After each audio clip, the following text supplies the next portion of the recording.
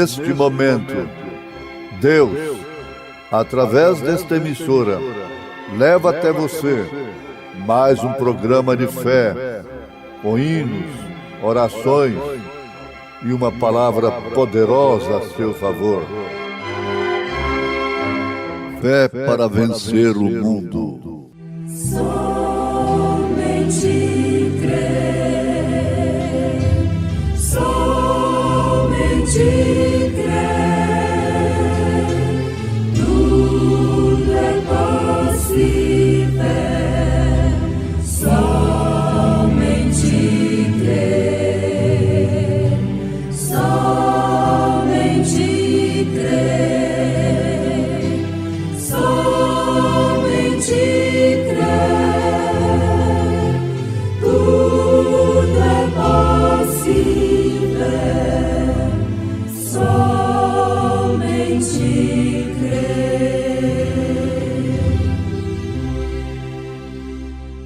Eis que vem com as nuvens, e todo olho o verá, até os mesmos que o traspassaram, e todas as tribos da terra se lamentarão sobre ele. Sim, amém.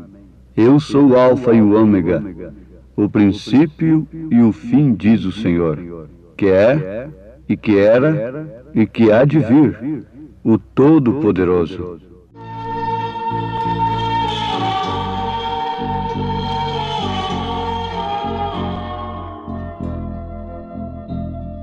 Sempre ao lembrar do que ele fez por mim, traz-me nova força e uma visão sem fim, que não há igual à vida que ele dá.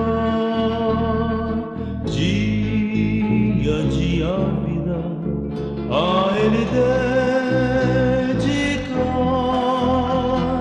não envergonhar a Cristo grande Rei, mas testemunhar obediente a voz, não jamais seguir o mundo em seu viver, mas ao Senhor andar fiel.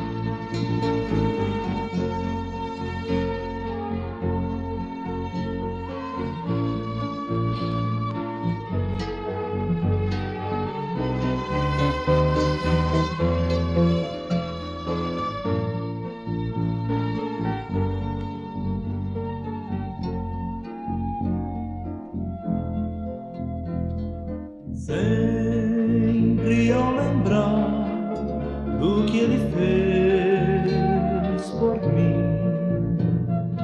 quero sim viver obediente ao Rei.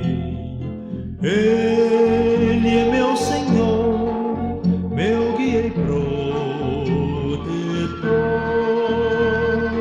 A Jesus darei louvores, gratidão.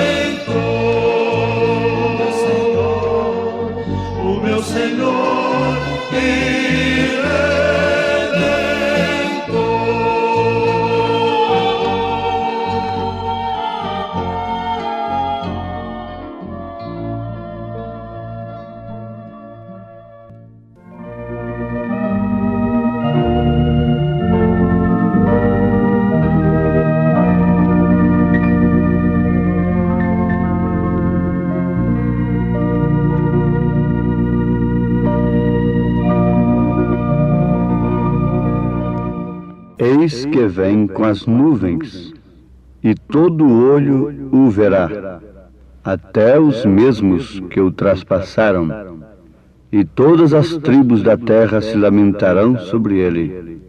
Sim, amém. Eu sou o Alfa e o Ômega, o princípio e o fim, diz o Senhor, que é, e que era, e que há de vir, o Todo-Poderoso.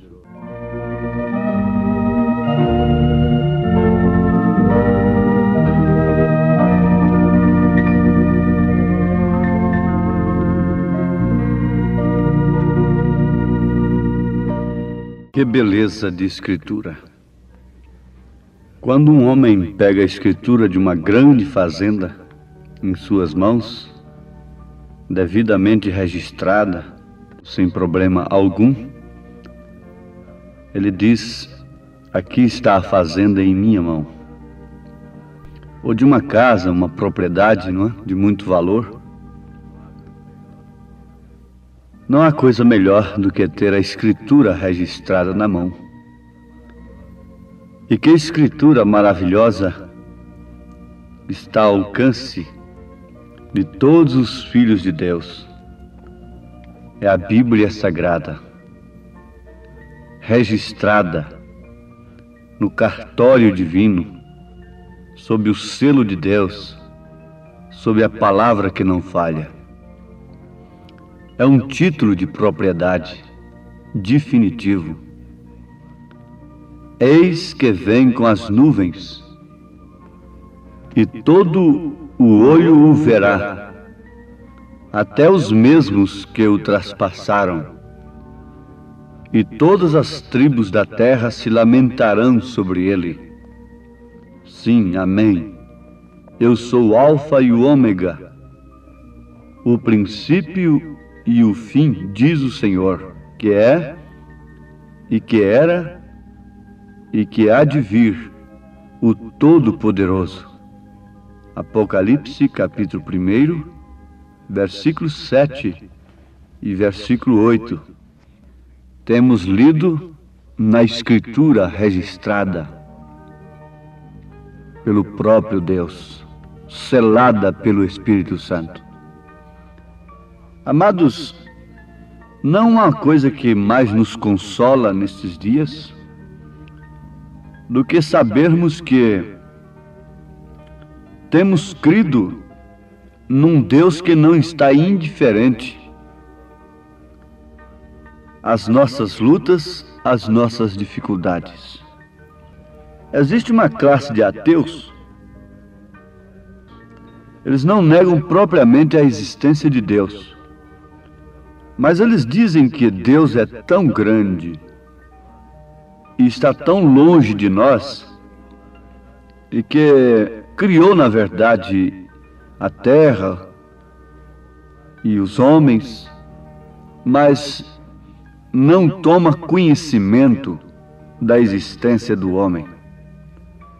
Porque ele já deu inteligência para o homem, capacidade, e numa linguagem popular, que o homem se vire, procure os seus meios, use das leis que ele deixou aí e tudo mais, mas que Deus não está tomando conhecimento do que se passa na terra. Bom, essa é uma classe de céticos, de ateus, em relação à presença de Deus, à atuação de Deus na terra. Isso não combina perfeitamente, indiscutivelmente, com a verdade. Não combina. Porque essas próprias leis que os homens exploram demonstram e provam que Deus está plenamente ocupado com o homem. Deus está, num sentido, ele está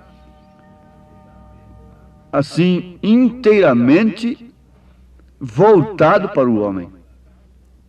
Num sentido, é claro. Em um sentido, ele não está tomando conhecimento, mas em outro sentido, ele está plenamente ocupado. Quando o homem vira as costas para Deus e o abandona e rejeita todas as suas leis, a sua palavra, Deus deixa que ele haja por si mesmo, dê os seus passos como uma criatura autossuficiente, não é? Não precisa do Senhor. Mas, por outro lado, ele trata com este homem mais cedo ou mais tarde. Oferece-lhe a graça, a misericórdia e logo o juízo. Ora, ele jamais poderia trazer juízo sobre a humanidade sem que antes lhe oferecesse a misericórdia, a graça, o perdão.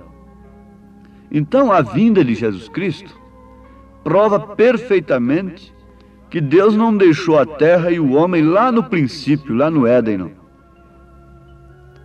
Mostra que muitos mil anos mais tarde, Deus ainda estava plenamente vinculado com a sua palavra, com o seu propósito em relação ao homem, a ponto de se fazer homem, de se humilhar até a morte e morte de cruz.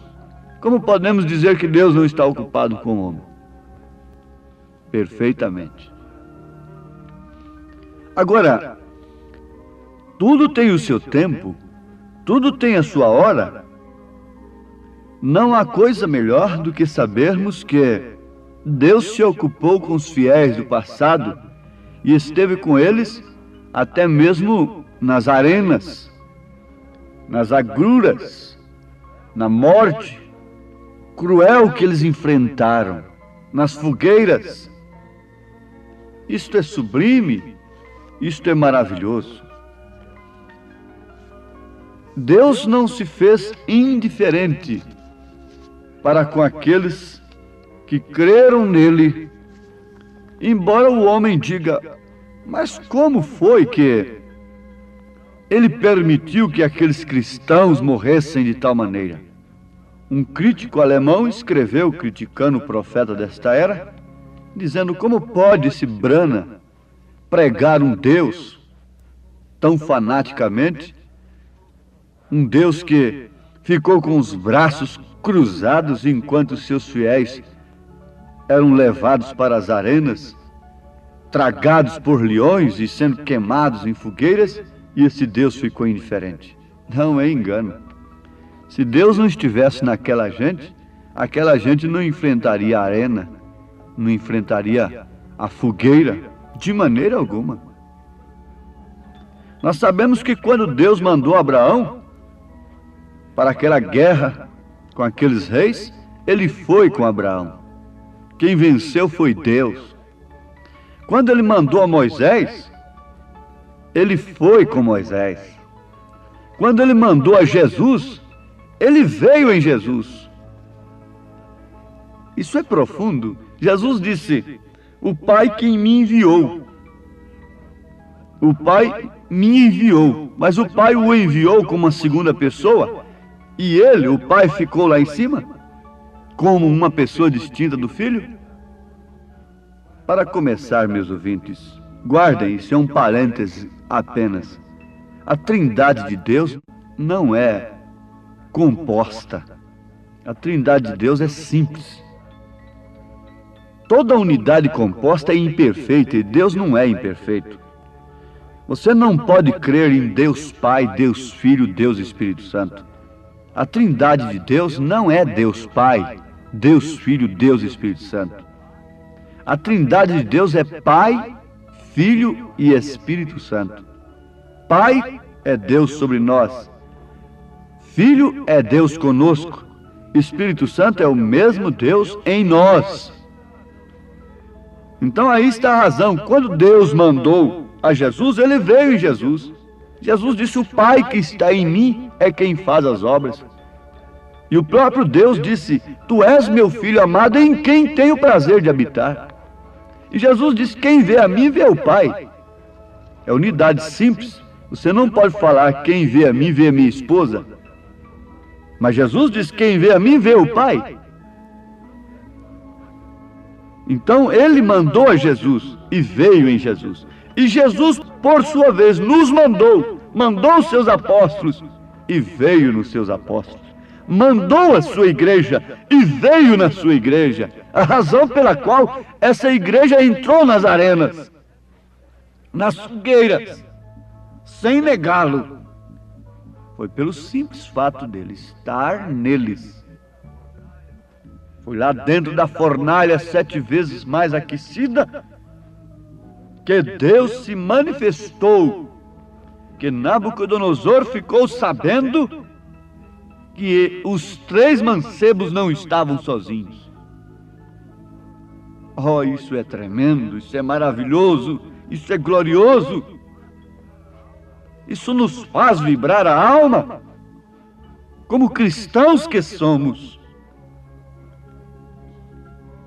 Mas quais são as provas desta era em que estamos vivendo?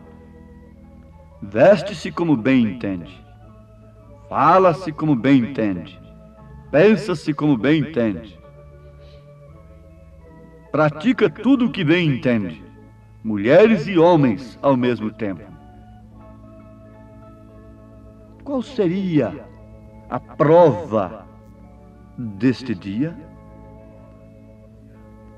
Provas cruciantes a Igreja de Jesus Cristo enfrenta quando os homens estão completamente contrários à opressão e inteiramente favoráveis ao livre pensamento. Há uma pressão terrível, pior do que as arenas, pior do que as fogueiras, sobre aqueles que, de fato, têm sido enviados por Deus. E, consequentemente, Deus está neles. Mas há um consolo, meus irmãos. Ele virá. Essa gente que tem o poder vivificador do Espírito Santo, você sabe que um corpo sem espírito está morto, está dormente, está inconsciente. Mas esse poder do Espírito Santo, esse Pai, esse Deus, Jesus Cristo, que veio em sua igreja, a conscientiza do seu passado, do seu presente e do seu futuro, porque Ele é o que era, o que é e o que há de vir. O poder revelador, o poder vivificador do Espírito Santo alenta esta gente, consola esta gente, supre, nutre estas almas.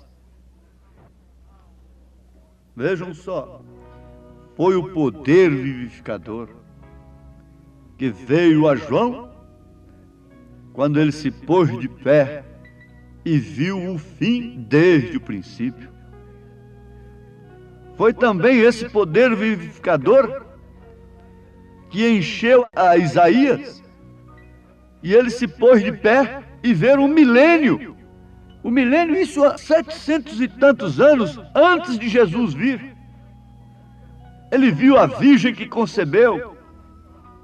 Ele viu a cena da cruz. Ele viu as suas pisaduras pelas quais nós fomos sarados. Foi esse poder vivificador que fez com que os profetas passassem pelas suas agruras, desprendessem de seus próprios sofrimentos, de suas vidas, e contemplasse lá adiante, muito adiante. O poder vivificador fez isso mesmo por nós. O poder vivificador nos permite ver sua vinda. O poder vivificador nos resgatou da morte e nos trouxe a vida. O poder vivificador dá discernimento para saber o que tem a gente que fazer e para saber o que fazer, como viver, para saber o que nós fizemos, o que você fez e o que não devia fazer.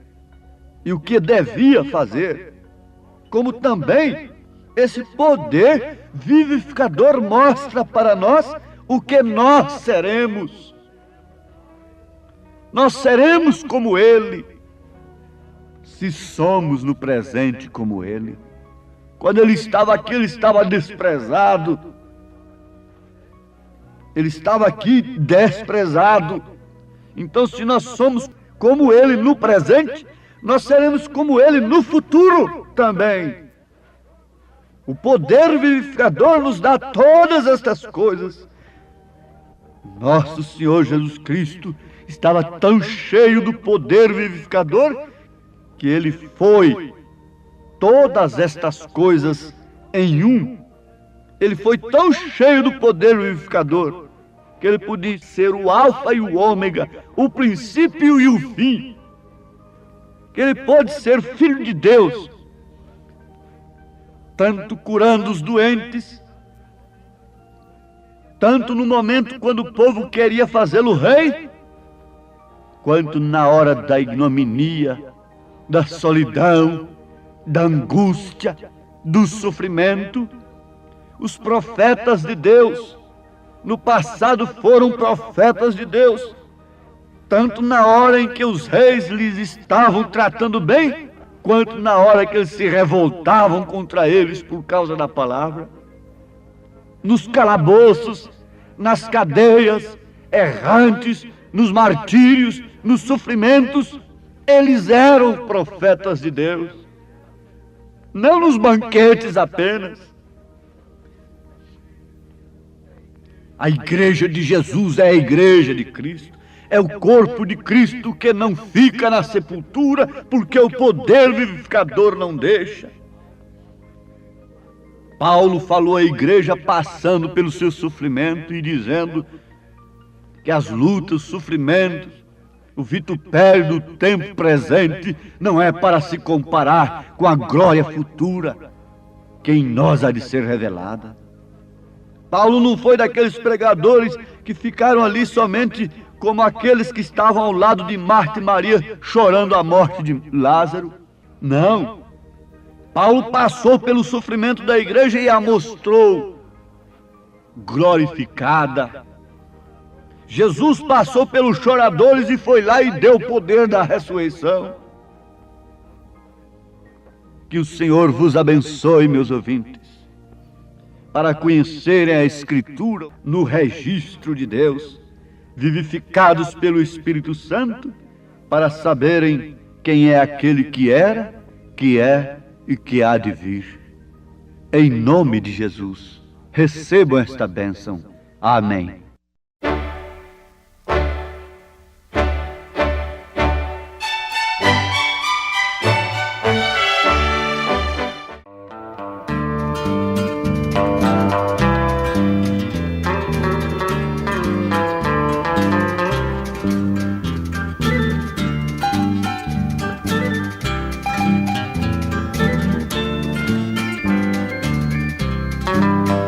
Tenho poder que não me deixa calar. É de Deus eu tenho que contar. Este poder